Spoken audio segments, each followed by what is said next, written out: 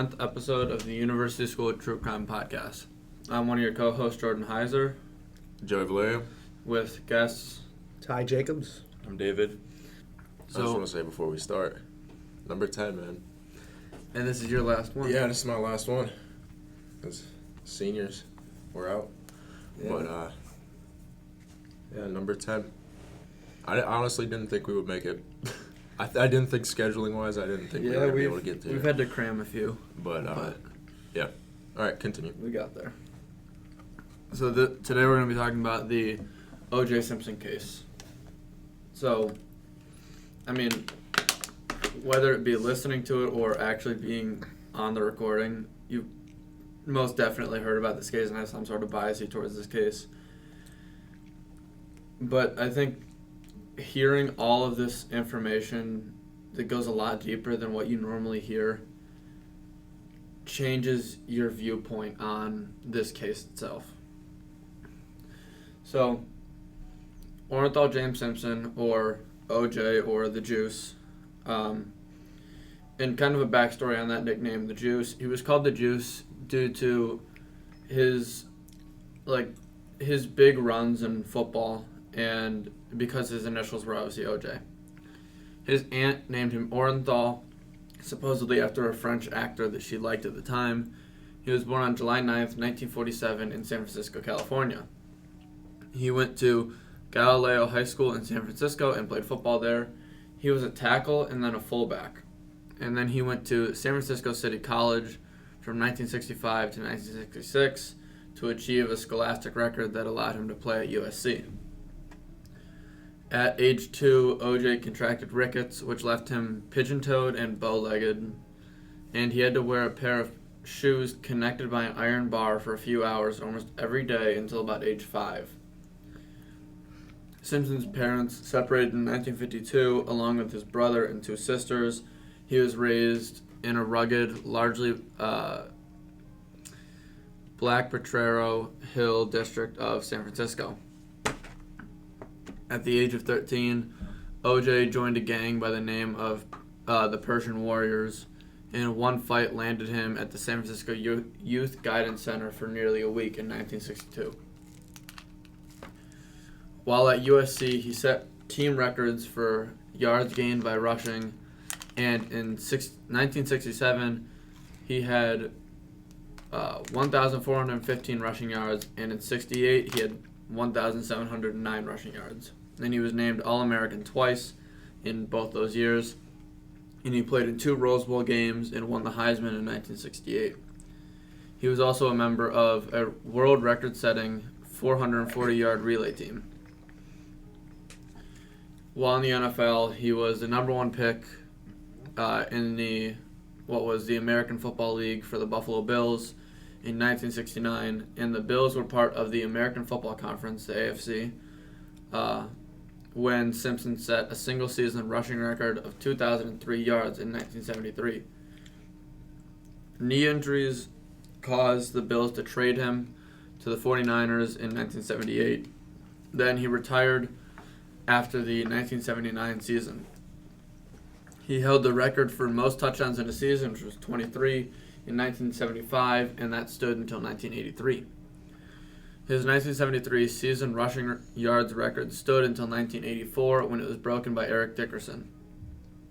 Simpson led the AFC in rushing yards 4 times, the 1972 and 1973, as well as 1975 and 1976. He was elected to 6 Pro Bowls, and he totaled 11,236 yards throughout his career, which was the second most at the time of his retirement. At the time of his retirement, he was the highest paid player with a salary of $806,688. OJ was inducted into the Pro Football Hall of Fame in 1985. So after football, he was in a few movies, and he initially starred in Towering Inferno. He then went on to star in the Naked Gun series. And while he was still playing football, he starred in the movie The Klansman as a man framed for committing a murder by the police in 1974. Kind of ironic. And he also did some TV gigs. So he received many offers from numerous companies, which were lured by his impeccable image. And in 1975, Hertz Rent-A-Car made him their first African-American man hired for a major national corporate advertising campaign. He also worked as a sports commentator for Monday Night Football and the NFL on NBC. He eventually endorsed, among others, Royal Crown Cola, Schick, Foster Grant, Tree Sweet Orange Juice, and Wilson Sporting Goods. In his personal life, Simpson was married twice and had 5 children, 4 of whom are still living. OJ married Margaret L. Whitley on June 24th, 1967, and in 1977, OJ moved to Brentwood, California with his wife and family. They had 3 children by the names of Arnell Simpson, Jason Simpson, and Aaron Simpson. Their daughter, Erin, who was born in 1977, died just before her 2nd birthday. Margaret and OJ got divorced in 1979, and kind of switching gears to introduce Nicole Brown, who he would eventually marry. Nicole was born on May 19th, 1959, and while married to his first wife, Simpson met Nicole when she was a waitress, and at the time of their meeting, she was just a teenager. Simpson and Brown got married February 2nd, 1985, the same year that he was elected into the Hall of Fame, and they had 2 children, Justin and Sydney Simpson. These two had a troubled marriage throughout the years they were married. But Nicole had complained about her marriage to friends and family, telling him that OJ was physically abusive. Nicole had told Kris Jenner that OJ was going to kill her and he was going to get away with it. Following a fight between the two at a 1989 New Year's Eve party in which he allegedly threatened to kill her, the former football star pleaded no contest to spousal battery. And during an interview with ESPN, he brushed off the incident saying, quote, "We had a fight. We were both guilty. No one was hurt. It was no big deal. And we got on with our life," end quote. Nicole then continued to file for divorce in 1992. So, I mean, these two just kind of had bad blood with each other, just kind of right off the bat. Yeah, I mean, the whole thing about her saying that OJ's going to kill her and that he's going to get away with it, it just seems like it's too much. It's too much of a coincidence. Yeah. Kind of to make it seem like he didn't do it. And like similar to how he got that one movie role. Yeah, how he wears in The Klansman. Yeah. How he was a man framed for murder. It's kind of like you see 2 different sides of it here, ironically. Yeah. Tragedy, or I kind of labeled this section Tragedy Strikes Twice. So, before the killings, on the timeline before the killings, that day their daughter Sydney was having a dance recital, and Nicole went and brought flowers, and then she bought flowers and went to the recital around 4:30 p.m. OJ arrived late but also brought flowers, and he claims that he left and got flowers during the recital, and Nicole made it clear that she did not want him near her. And Nicole and her family took everyone out to dinner at Mezzaluna's around 6:30 p.m. And that kind of has some backstory to it that will be explained later. So, on the night of June 12th, 1994, the bodies of Nicole Brown Simpson and her friend Ron Goldman were found outside their condominium in LA's Brentwood area. And they were both stabbed to death. Evidence led police to suspect OJ of the murders, and OJ was tried for the murders, which will be talked about later. Nicole was 35 and Ron was 25. So, with all the evidence, there were about 60 total pieces of evidence that pointed towards OJ, and I'm sure there were more that were more minuscule. But the first piece of evidence is that there were 911 calls pointing to the fact that OJ was abusive and harmful towards Nicole. Nicole first called 911 saying that her ex-husband OJ was outside her house raving and ranting. This call also said that he broke into her house, and Nicole said that he had not been drinking, had not hit her, and she had no restraining order against him. Nicole then called back about a minute later saying that someone needed to come to Gretna Green because OJ was back. During the second call, she said that he was not on any drugs, but the kids were sleeping, and she did not want anything to happen. She claimed he was yelling, which could be heard in the background of the call, which I have personally heard, and she just seems frustrated. Like, she doesn't even seem, like, super, super scared. She just seems more frustrated that he's there making this big scene. But you can hear him yelling in the background, but it's hard to say. It's really hard to hear what he's actually saying. It's probably, she sounds more frustrated than scared just because, like, if someone's doing something and you're not, like, afraid of it, it probably means that it's happened a considerable amount of times, so they're just kind of numb to it. They're used to it and more annoyed rather than, like, fearful. Yeah, I mean, that kind of makes sense for a lot of cases that have happened, but she then said that he wanted somebody's phone number, and she got her phone book out, which he had then basically ripped from her hands. She was unsure that she was safe from abuse at this moment, but she said that he had no weapons on him at the time, and she claimed he did not know she was on the phone with the police and that no one was with the kids. She claims that stuff like this had happened before, and then that was the end of the call. Moving on to other evidence. So this was hair and hat evidence. There was hair DNA that was found inside of a black knit cap that was found at the scene, and this hair was said to have matched OJ's hair and his DNA. Also, there was black hair that was found on Ron Goldman's shirt, and when this hair was tested, it was said to match the hair that was found in the knit cap. That's pretty damning. Yeah, I mean, right off the bat, it's just evidence that says he was at the scene. Yeah. Interesting. I mean, I don't know how you can really deny that. You can't. If there's DNA evidence of you being there, chances You were are probably you there. You're somehow involved. Yeah. Yeah, at the very least you were involved. You weren't, like, even if you weren't on the scene. Right. And, I mean, kind of a side note about all these little evidence points, a lot of them are kind of going to be a little bit shorter, just covering kind of the basic of the evidence. But then, obviously, the infamous glove evidence. A left-handed glove was found at the location of the stabbing, and the matching right glove was found at OJ's house. There's some controversy behind that we're going to cover later. But these were Eris Light brand gloves and were size XL.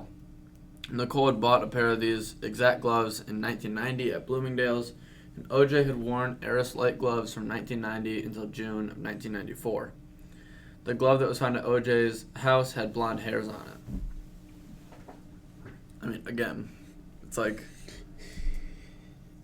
undeniable evidence. Evidence is kind of stacking up here, I'm not going to lie. It's getting harder and harder to prove that he didn't do it. Then there was fiber evidence. So there were cotton fibers found on the glove at OJ's estate in Rockingham that were also found to be the fibers of the Bronco carpet, so his Ford Bronco. The knit cap that was found at Nicole's house was found to have the same fibers as the glove did, the Bronco carpet fibers. And then there were shoe prints found at the crime scene. They were made from a size 12 Bruno Magli shoe. And there was a bloody shoe print found on the carpet of the Bronco that matched this exact shoe print. OJ wore a size 12, and there were also shoe prints that did not match Nicole, Ron, or OJ. So, supporting the fact that there could be somebody else involved. Yeah. OJ claimed that he had never worn these shoes during the civil case, but then he was shown a picture of himself wearing the exact same shoes. I've seen the picture. His reaction, he's just stunned. Like, he can't speak.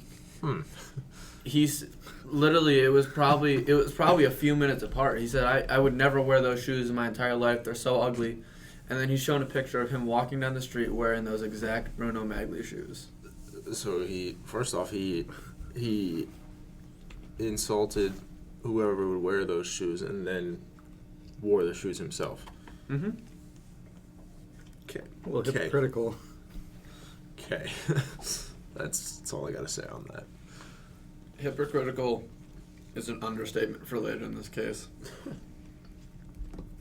But obviously the main evidence point is blood evidence, because that'll get somebody convicted. Yeah. So there was blood from the killer near the shoe print at the Bundy house, which was where Nicole lived, on Bundy Drive. The blood that was found at the Bundy residence matched OJ's blood type, which only about 0.5% of people have this same blood type. What is the blood type? I can't think of it off my head. O positive? I'm assuming it's O positive. I think that's the most rare one. Yeah. Whatever the most rare one is, I'm assuming it's Should be O positive. Yeah. And OJ had fresh cuts on his left hand the day after the murder. And if it's recalled, a left-handed glove was found at the Bundy house. So cuts on his left-handed glove found at the house. Wow. There was more blood found inside of the Bronco. There was also blood found on the handle of the Bronco door, found by Detective Mark Furman. He has a lot of controversy behind him, which, again, we're going to cover later. And there was blood found on Simpson's driveway. There was also blood found on OJ's socks that matched Nicole's blood. I mean, wow.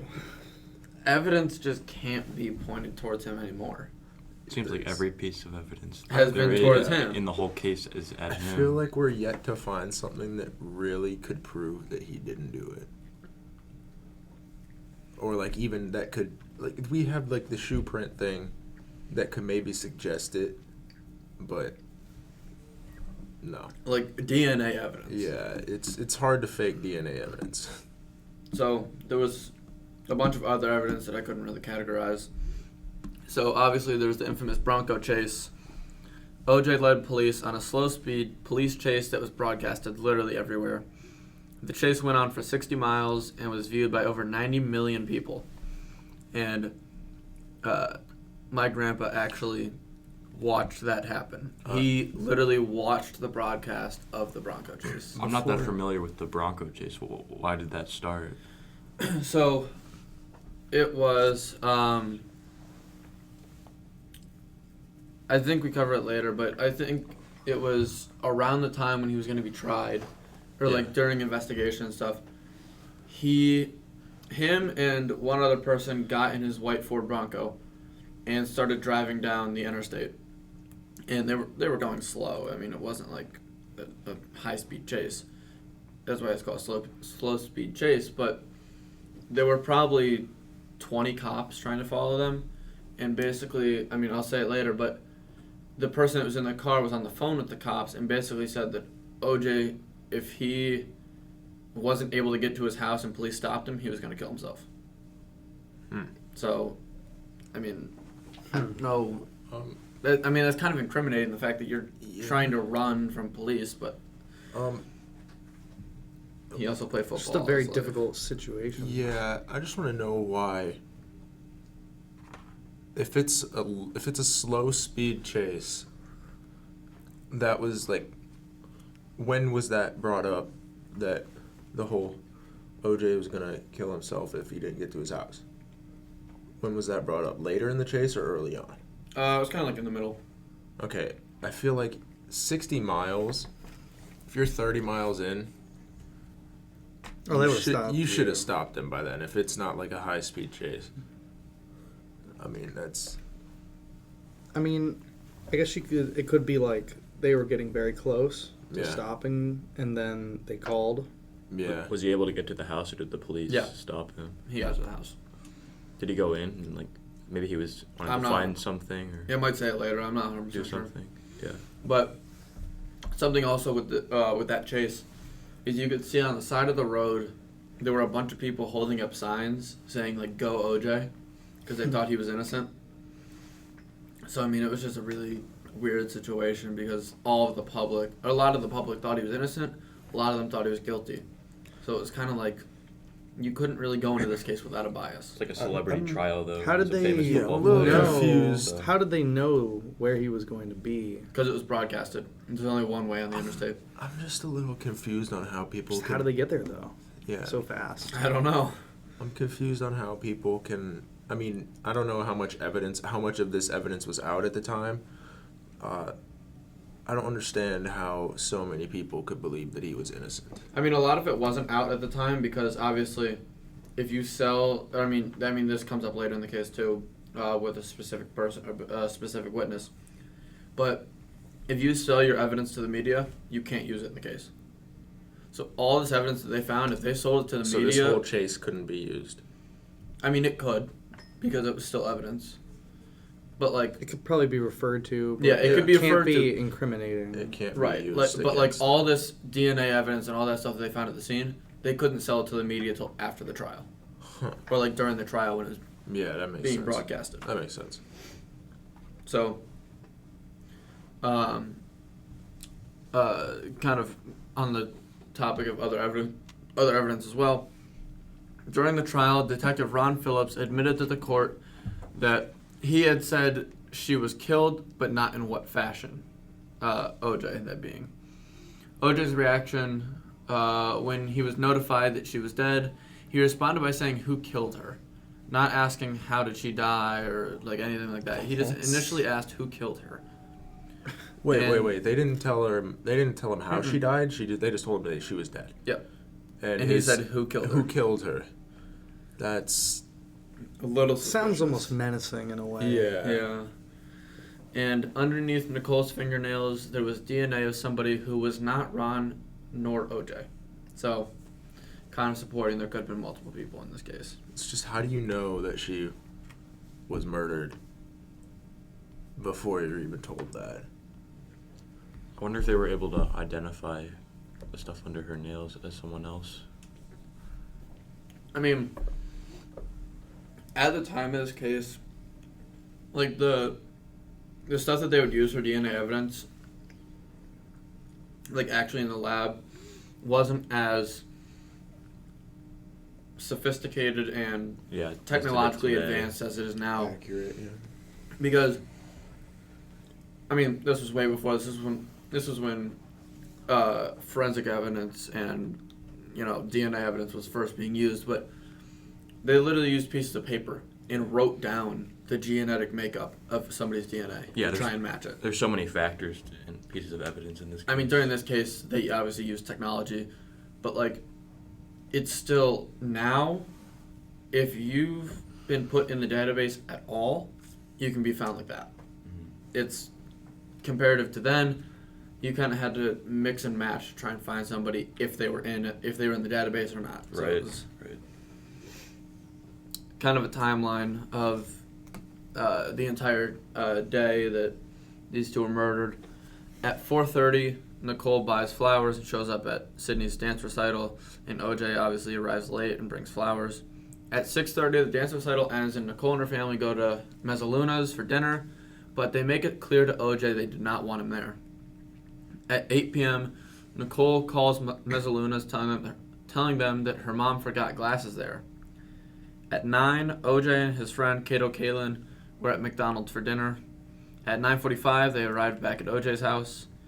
9:50, Ron Goldman, who was a waiter at Mezzaluna's, left with the glasses to return them to Nicole's mom. 10:15, multiple neighbors reported hearing a dog barking. 10:45, Kato heard thumping from outside of the guest house, and the location of the thumping is where they found the glove. At 10:55, a man named Stephen Schwab was walking down Dorothy Street when he came to the corner of Dorothy Street and Bundy Drive, and he saw a dog sitting at the corner, and it was a large white Akita, which was Nicole's dog. Stephen brought this dog to another neighbor's house, and this neighbor's name was Sukru. Sukru claims that there were red spots all over the dog and its paws, and these spots would later be found to be blood. 10:56, a minute later, the limo driver for OJ saw a man that looked like OJ entering his house. At 11 p.m., OJ responded to the limo driver on the intercom and said that he's sorry he was taking a shower, but he'll be down to the car in a second. At 11:45, OJ boarded a flight to Chicago for something related to Hertz Car Company. At 12:10, Sukru let the dog lead him back to Nicole's house, and the dog led him right to the two bodies. Obviously, one woman, one man, Ron and Nicole.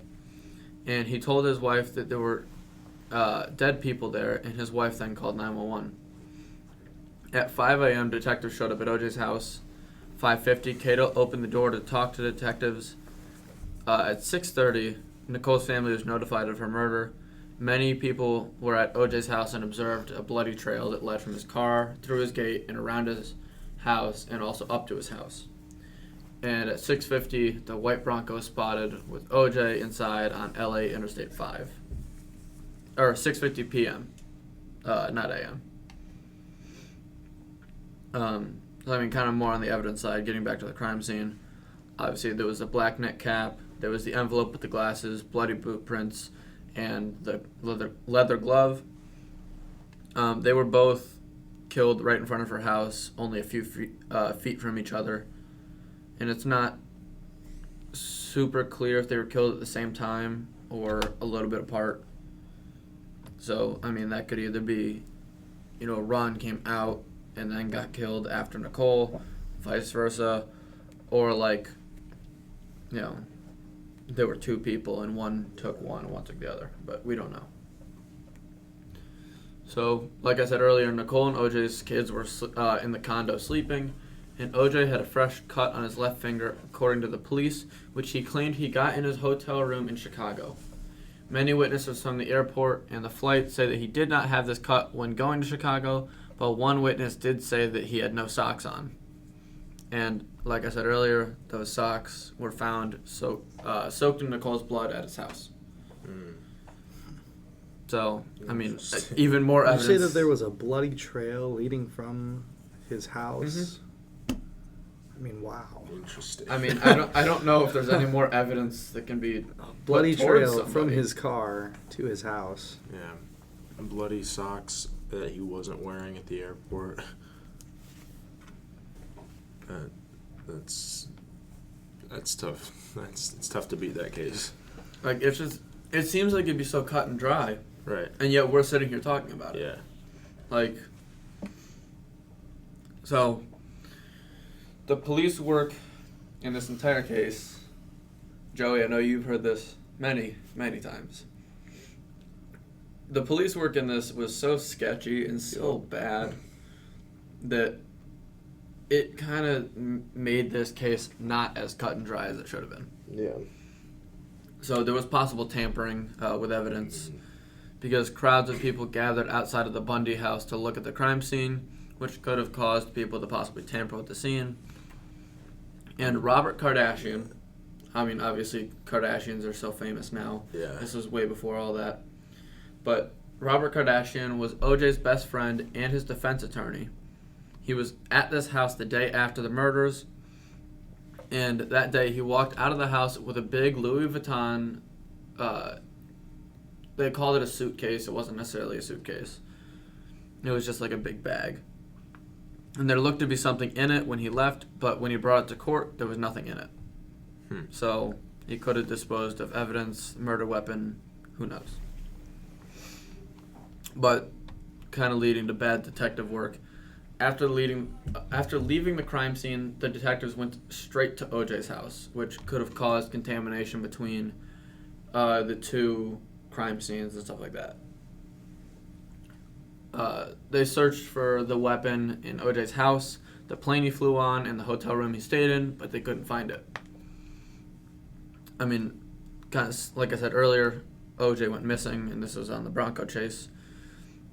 Right before OJ went missing, Robert Kardashian found a note from OJ that said, quote, He had nothing to do with the murder, and that he loved her. Always have and always will. If they had a problem, it's because he loved her so much. Recently, they came to the understanding that for now, they were not right for each other. Despite their love, they were different, and that is why they mutually agreed to go their separate ways. It was tough splitting for a second time, but they both knew it was for the best. Inside, he had no doubt that in the future they would be close friends or more. He did not plead no contest for any other reason but to protect their privacy, and was advised it would end the press hype. He knows they have a job to do, but as a last wish, please leave his children in peace. His mom taught him to do unto others. He treated people the way he wanted to be treated. All the press talk about a rocky relationship was no more than what every long-term relationship experiences. At times, he felt like a battered husband or boyfriend, and don't feel sorry for him. He has had a great life, great friends. Please think of the real OJ and not this lost person. Thank you for making his life special. He hoped he helped yours. End quote. I mean, that goes both ways. I mean, it goes towards incriminating him, but also not. Yeah, I mean, there's a lot of things that he said that could have incriminated him. But there was also, I feel like in that was more, there was a bit more of a sincerity, yeah, like that was genuine, it seemed like. I mean, that's even unlike a lot of the things that he said Right. later on in the case. Right. I mean, there's kind of this weird feeling that I'm getting where he truly did love her, I think. But it's almost like he couldn't control himself. And something must have pushed him to do what we believe he did. Right. Yeah. So, I mean, literally, as you just said, like, I think he loved her to the point where it was too much. To the point where he couldn't see somebody else with her, even if they were just friends. To the point where he would get angry about it. he couldn't let go. I mean, I'm sure you've heard of stories of, like, teenagers who... Emma Walker, yeah. Yep. When they break up with their boyfriend or girlfriend, the other will stalk them, and could, even worse, have happened. It's very similar situation, it seems like. And, I mean, from what we heard about his past, he was in a gang at one point. I mean, he obviously has done things in the past that are not good. So. Yeah. I mean, there's that whole if I can't have you, no one can kind of thing. Yes. I feel like here. And, I mean, my dad being a cop, he watches a bunch of, like, shows that are about, like, cases, like, murder cases. And one of the shows is actually called Love Kills, and it's about situations just like this, where a couple splits and then one of them just loses it.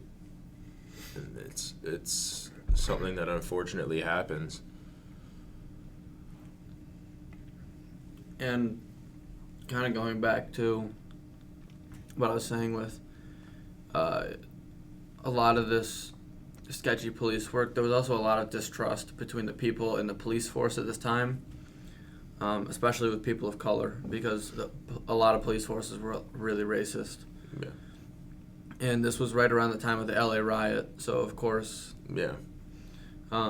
But many people believe that OJ could have been set up by the police with some sort of racial motivation, and the majority of people of color believe that OJ was innocent. And I mean, that kind of gets to a later point with, a lot of tension between people of color and, white police. Yeah. I mean, obviously we see it a lot, especially now, but, like, in this specific case, there was a lot of conspiracy and, like, factual information that came about between some of the detectives and people of color or OJ. So kind of jumping to the trial, He was arraigned on June 22nd, 1994, and taken to the LA Superior Court, where he would await his trial to start. He pleaded not guilty to the charges against him, and OJ's attorneys requested that they had a preliminary hearing as soon as possible. So there was a potential witness to all of this, and her name was Jill Shively. And she claims that at 10:45 on the night of the murder, she saw OJ driving like a maniac en route from Bundy Drive to his house. And he seemed so erratic that she decided to get his license plate number. When she presented this to police, she was only a couple digits off of his actual license plate number. I mean, it was dark, so it could have actually been him, but it also could have been another car that looked similar to his, because, I mean, you'll see license plates that are close to another one. I mean, but there's a lot can be obscured by darkness, though. Right. Like, it's hard to pick out little details in the dark, so. And so the trial began on January 24th, 1995, and it was called the Trial of the Century. So the jury consisted of 8 people of color, 1 Hispanic person, 1 white person, and 2 people of mixed race. One of the first cases, this was one of the first cases with cameras in the courtroom due to the media attention around it. So, kind of getting to a bunch of key moments of this case, and this kind of gets to the racism part that I was kind of hinting to earlier. One of the lead detectives, Mark Furman, who I mentioned earlier, was caught saying over 40 racial slurs on a tape recording that was played in court. When Furman took the stand initially, he said that he has never used any racial slur before, and that anybody that says he has is lying. First things first. He lied under oath. Yeah, and also... I mean, that's crime in itself. Is that like the point. him saying, is he repeating? Because I wasn't aware that there was 40 racial slurs. That was... Like, did he, like, make his own, or... Well, I mean, it was the same racial slur. It was just like... Okay. It was just like he said it 40 times. Like, he literally said the N-word 40 times on a tape. If you're about to tell me that's not and then he says that he never said it at all. While under oath as well. Any racial slur at all? It just seems like no one's telling the truth, because with the detective there, and then with OJ, with the contradiction with the shoes you talked about earlier. Yeah, I mean the shoe thing was kind of after. It was during the civil case, but I mean, still, you have a point. I mean, I do kind of want to like. That kind of reminds me, like, just to connect this to like a current event with the Johnny Depp Amber Heard case. Yep. That whole recording where she was saying. I'm not punching you. I'm hitting you. Well, no, but also the one where she was saying, "Go tell the world that go tell them that you, Johnny Depp, a man, is a victim of domestic abuse, and see who they believe." And then she said that she didn't hit him; he hit her. Right. And then that was played in court. Right, and it's just like it's that exact thing, just a different case. Major different case, but but it's the same thing. Again, you have the same amount of same concept. Hypocrisy. Yeah. Same concept. You have a point. Yeah. But I mean, the defense used these racial slurs as their main point, and this is kind of where it turned from a murder trial to a. It turned from about a murder to about race. That's really what it turned to. Yeah. And then, like I said earlier, there was the infamous glove. OJ was told to try on the black leather glove that was found at the scene and at his house. And there's a lot of controversy surrounding this moment for many reasons. But OJ's defense team really ran with this. They used this as literally all of their leverage, because they knew as soon as they asked him to try on the glove that it wasn't going to fit. And, I mean, quote unquote, wasn't going to fit. Yeah. And so they were just going to run with it. Yeah. They said that's the prosecution's first mistake, is having him try on that glove. I mean, isn't there like a really famous photo of him trying on the glove, and it looks yeah. like he's stretching out his hand. Yeah, he definitely looks like he's stretching out his hand as much as possible to get it to not fit. And literally that exact same thing. Some people think that OJ was purposefully stretching his hands so that the glove would not fit. Yeah. And there were even reports that the gloves may have been frozen ahead of time so that it shrunk and did not fit. The defense also pointed out that there were several issues with the forensic evidence, claiming that the crime scene could have been contaminated, and some of the evidence may have been packaged incorrectly. Some of the evidence was left in a van too long and overheated. And Johnny Cochran, who is the famous attorney in this case for OJ Simpson, gave a powerful closing argument. His argument was that with the knit cap on, you would still be able to recognize him.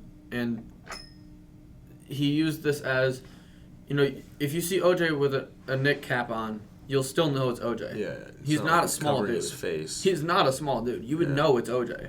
Yeah. And the fact that even with the knit cap on, nobody could say for sure that it was OJ. Is this like a winter hat, or is this like a full on ski mask? It's like a winter hat. Okay, so then you would still even see his face then. You would know it's OJ. Yeah. But this is when he delivered the line, or after OJ tried on the glove, he delivered the line, "If it doesn't fit, you must acquit." And that's the line that everybody's heard for many, many years, that if that glove doesn't fit, you can't say that it was him at that scene. And I mean, he does have. That's a very grounded statement. I mean, it's not like that's very arguable. Right. It's like you can't prove that he was at the scene if the glove that was used doesn't fit him. So. And during the trial, a letter written by Nicole was read. This letter stated that Nicole was angry about the court custody of their kids. She states that she saw the marriage as a mistake, and OJ did not. She says that 6 years of the things she thought were going on were truly happening. And she states that she never should have married OJ and never should have had kids with him. She says that she hated him and that all he did was mentally and physically abuse her. I mean, more evidence against him. Sounds like motive, maybe. Yeah, I mean, he is court custody and the fact that, she didn't like him. Yeah, the fact that she's making it known that she didn't like him, too. There's also that, where she's saying it.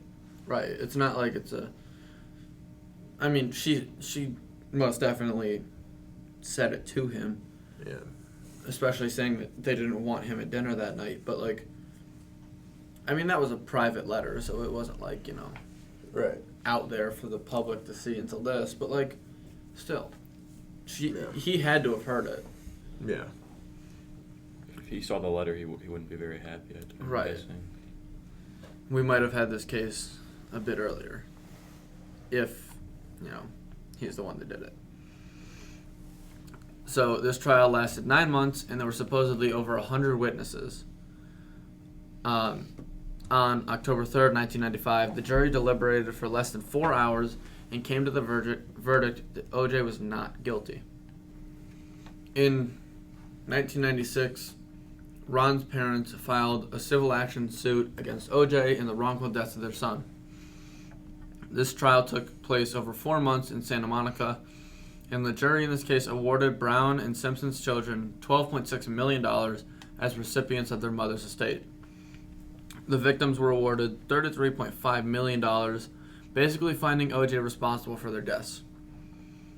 Around 2007, OJ became convinced that there was sports memorabilia stolen from him, and OJ came up with the plan to confront these people, and so he went to their hotel room and held them hostage, and he stole back his memorabilia. And the trial for this started on September 8th, 2008 in the Nevada District Court, and on October 3rd, 2008, OJ was found guilty on all 12 charges, and he was sentenced on December 5th, 2008. The judge sentenced him to a max of 33 years, which would have been until 2041, with the possibility of parole after 9 years in 2017. And on October 1st, 2017, OJ was released from prison. So, OJ wrote a book called If I Did It, Confessions of a Killer. And I've personally read this book. It's interesting, to say the least. There's a lot of different stuff covered and a lot of evidence towards and against OJ being guilty. So the fact that he put evidence towards him being guilty in his own book, though. Oh. Maybe he's just really trying to be transparent, though. That could be true. So OJ wrote this book after the murders in 2006, but due to outrage, it was not released until 2007. Kind of talking about, why he called it that. A lot of this outrage was from Ron Goldman's family, and they said he was not allowed to publish his book unless he put Confessions of a Killer in it, because they were so convinced that he is the one that did it. So he was kind of forced to put that in there, but we don't know if that's actually, from him or, because of them. So we don't know if the Confessions of a Killer half of the book title is his work or not. Correct. Okay. I mean, we know that he didn't put that initially, but we don't know if that's, genuinely the truth or not. Yeah. So, in this book, he states how he, quote, hypothetically would have committed these murders. And in an interview about this book, OJ's acting very nervous and says the word hypothetically many times. It's probably over 100. And leading many to believe that he admitted to the murders in this book, but due to the double jeopardy law in the United States, he cannot be tried again for these, leaving this case unsolved. No. So there's some theories surrounding this case as to, who could have done this if it wasn't OJ or if it was him and somebody else. And one of the suspects that is being theorized is a man named Bill Waz. Bill was a drug dealer and criminal from Virginia. So Bill claims that he was paid $1,000 by Robert Kardashian to follow Nicole and spy on her to see if they could find out who she was dating. Nicole did say that she thought she was being spied on and saw somebody watching her in her yard one time. He claims that he was given $15,000 to kill Nicole, and supposedly he kept a ton of different notes about where she was, who she was with, and what she was doing. And detectives interviewed him and did not find any evidence to connect him with to the murders. Another suspect is a man by the name of Glenn Rogers, who was from Kentucky, and he claims that he killed over 70 women, and one of them was Nicole. He says that he was painting Nicole's condo when he decided to kill her, and there's also reports that he was painting a house a couple of houses down from Nicole's and decided to kill her then. Glenn's brother is almost certain that Glenn killed Nicole and Ron, but there's no evidence of value that shows Glenn had anything to do with this case, and his blood was not at the scene. Maybe he's just good at it. I mean, you said he's done it before. That's fair. If he does claim that he's killed 70 women, then he's probably... He's done it 70 other times, so... Right, so... But this is probably, at least in my opinion, the most popular theory suspect that is going to be covered. But Jason Simpson, one of OJ's sons, and police officer Bill Deere claims that Jason was the killer of Nicole and Ron. This theory has been widely discredited by many people, but Bill has been fighting for over 20 years to get this case reopened and reinvestigated. Bill truly believes that Jason did do it, and he says that Jason decided to kill Ron and Nicole, and OJ came to the scene and tried to cover for his son. And Jason was known to have some problems. He was on probation for assault with a knife on his former employer, and there's also reports that he had assaulted multiple ex-girlfriends. And Jason had a storage unit that was auctioned off and bought by Bill. In this unit were some of his journals, and these journals were weird. These journals had long diaries about very dark ideas, and he also talked about killing people that hurt his family. And on the day of the murder, Jason was working at a restaurant called Jackson's. Nicole and her family were supposed to go to dinner at Jackson's, but called last minute and said they would not be coming because it was too expensive, and instead they were going to go to Mezzaluna. Jason appeared to be really upset by this, and Jason was never considered a suspect and was not interviewed, and his DNA was not at the crime scene. But I mean, in my opinion, it makes the most sense if there were 2 people at the scene, that he was one of them. Like, I don't know how anybody else feels about that, but, like, in my mind, that makes the most sense. I mean, yeah, it does make sense. I mean, especially, like, maybe it was a father-son duel. Right. You know? Or, I mean, like Bill claims that Jason did it and OJ came to cover up for Jason. Yeah. Because, he didn't want his son to go to prison, so. It's very possible. Right. What you said would make sense, I guess. That maybe the son did it and then the father came to cover up. Right. That's definitely a possibility. And it would make sense why there's 2 people on the scene. I mean, I kind of said what I thought. Like, I think if it wasn't just Jason, I think OJ helped. I mean, I've always thought that OJ had some part in it, considering he wrote that book and, was saying that, quote, hypothetically, he was doing all of this. So, I mean, I think he was there, and I think that's why his DNA was there. But I don't necessarily think that he's the one that actually did the killing. Yeah, all the evidence we talked about earlier, has DNA and stuff, shoe prints and whatever else you said earlier. Right. That puts him on the scene somehow. That's the Right. Oh, It's like he was there somehow. Yeah. Maybe it was some almost, and I mean, I'm off on like a long, Limb. one here. This is off on a limb, but it could be that OJ was truly trying to convince his son not to. But then once it had happened, he was like, well, I gotta, I have to take the blame for this if anything happens. Right, because, like, I think as much as, people can say all the evidence is pointing toward OJ, I know DNA evidence is very hard to skew, but, like family DNA, like, OJ's DNA would be so similar to Jason's DNA that at the time of this case, it's like that could be confused to be the same. And it's so close that it's like you don't necessarily know. I personally think it was either just OJ or OJ and Jason.